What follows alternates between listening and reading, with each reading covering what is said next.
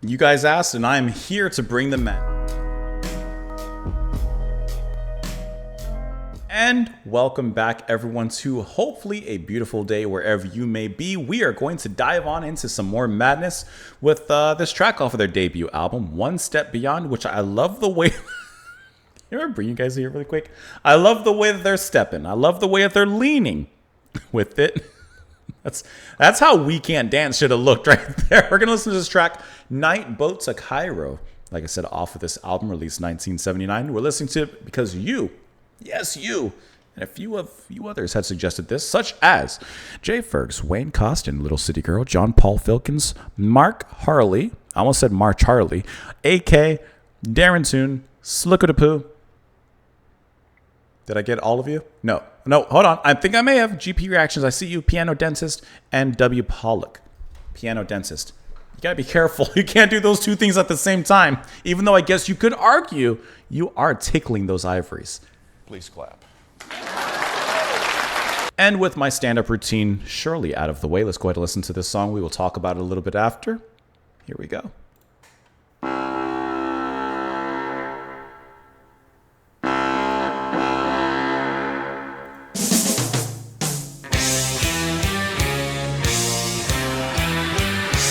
Catch the rhythm.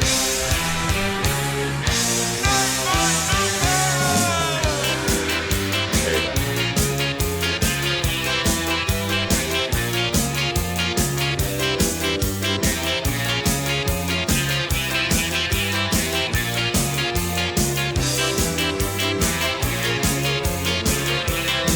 Oh, the strings around that. It's interesting.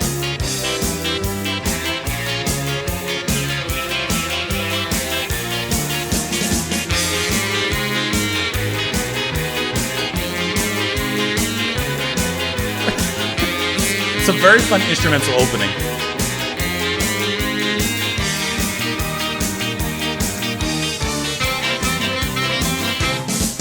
It's just gone through our fast monsoon on the banks of the River Nile. Here comes the boat, only half afloat. Osman grins a toothless smile. Only just one more to this desolate shore. Last boat along the River Nile. Doesn't seem to care, no more wind in his hair as he reaches his last half mile. The oar snaps in his hand before he reaches dry land, but the sound doesn't dampen his smile. I love how that sax comes in through here on the second part of the verse. With an oar in his hand, floats off down the River Nile. Floats off down the River Nile. It's so fun rhythmically.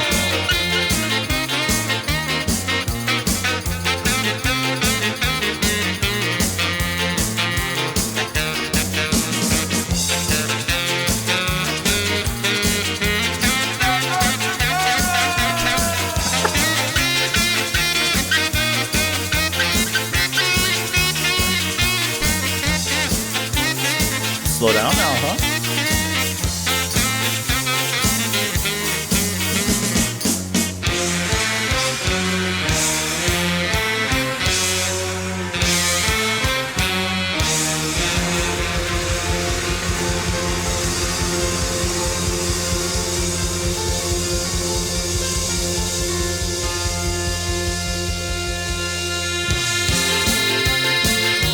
I like that. Speed up and slow down.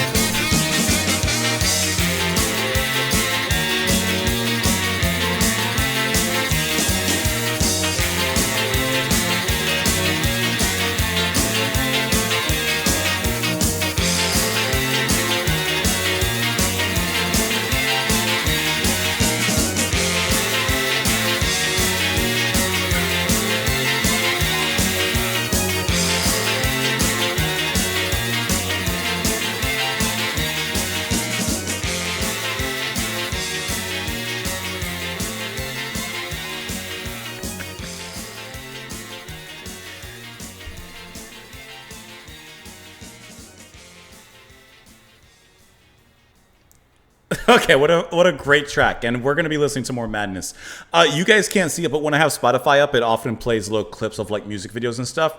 I'm just watching them marching through the desert in gear with horrible green screen behind them. Okay, the band is.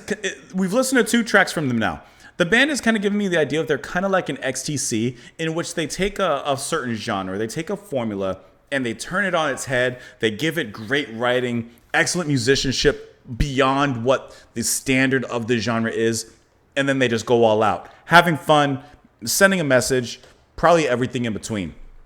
Now, off the basis of the first 2 tracks I'm hearing from the band, it sounds like that. Love the saxophone playing from Lee Thompson.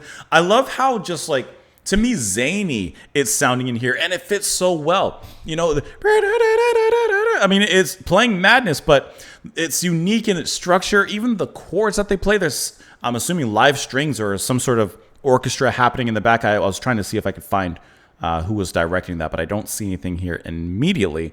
But there's definitely something happening back there. The jumpiness and the jauntiness of the music as well, the rhythm. Speaking of the rhythm, I love that part where it slows down to a crawl, practically to a halt, and then picks it all right back up. Mr. McPherson on those lead vocals. I love that comedic sneer and jeer that he kind of has in his voice, while still just sending out some really great, fantastic like leadership skills in the way he vocalizes. Barsman and the keys are fun. Foreman and the guitar is fun. Everything here just sounds so fun to listen to. And I'm not going to watch the whole music video. You guys know what I got the 2 times that I've had copyright issues, and I'm not talking about, I mean like issues. It's always been something like video wise. So I'm a little cautious when it comes to that. But just so you guys, I mean, let me see if there's an ad. We're waiting. We're loading. Hold on. We're not going to watch the whole thing because we just listened to the song. But like... 1, 2, 3. That's what I'm saying. Night boat to Cairo.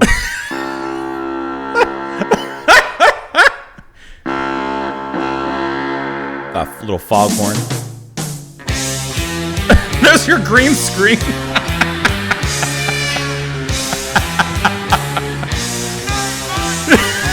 Smirk. There's your I can't dance one.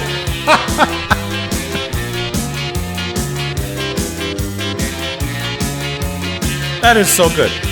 That is so good.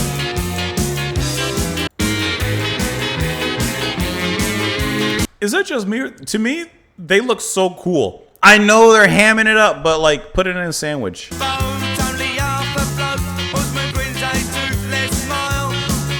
on.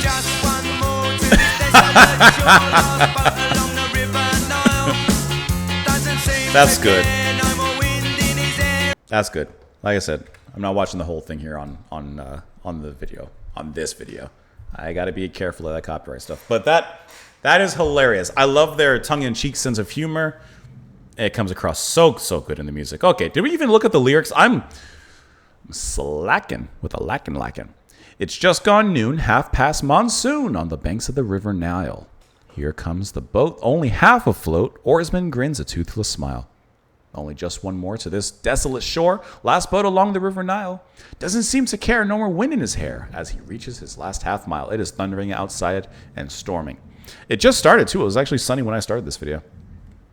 As he reaches his half mile. Okay, the oar snaps in his hand before he reaches dry land, but the sound doesn't dampen his smile. Just pokes at wet sand with an oar in his hand. Listen, he's going to make it one way or another. Floats off down the river Nile. All aboard, night boat to Cairo. Listen, just a boatman trying to reach his shore, trying to reach his dry land. Looking at this track, it says that it was written by Barson and Suggs and was also included in an EP, which peaked at number 6 on the UK singles chart and hit 30 in Belgium, Ireland, and the Netherlands. It was reissued, blah, blah, blah, It was also featured in the game Just Dance 3. Didn't play that or dance to it. The song is often used by them to close live concerts, and Nightboat has passed into Cockney rhyming slang as a term for a gyro, or unemployed benefit check. It says the song was composed as an instrumental by Barson, but was expanded when Suggs added lyrics. The song has an unusual structure that it does, with a single long verse followed by an even longer instrumental section. Heavily sax-based. At one point, key change, Suggs has described it as miles of introduction, a couple of verses, then miles of instrumental, no chorus, and the title isn't even mentioned apart from me shouting it at the beginning. It's an atmosphere with great music and words. Of course, it is a song, but not a traditional one. Which I love how that unusual structure and that approach to that kind of, makes it that much more interesting to listen to. Imagine that. Doing something different from the norm makes it more interesting sometimes. And sorry about the storm. Florida is called the Sunshine State, but boy, it should be called the Raining State. After the decision to issue the Work, Rest, and Play EP, a promotional music video was needed. However, there wasn't enough time to make an effective video before the record was released, so a low-budget karaoke-type video was hastily filmed in the studio instead, which honestly kind of makes it even better. Despite, or perhaps because of, the poor effects and editing and all-around unprofessional feel, it became very popular with fans, perhaps also due to the carefree nature and fooling around of the band on screen that can be attributed to a large amount of alcohol they consumed while filming. I mean, if you didn't tell me that, I guess I could have guessed. But anyways, that is a brilliant song. There's some of your chart information down there below. We're going to end this before power goes off. It hasn't happened recently, but you never know. And then the whole recording, bye-bye. And that will send me to some madness. So let me know what you guys thought of it. However, in the comments down below, I appreciate you sitting back, relaxing, watching. Could you guys hear all the rain out there? You probably could. Have a wonderful rest of your day. Stay dry, wherever you may be. I'll see you all later.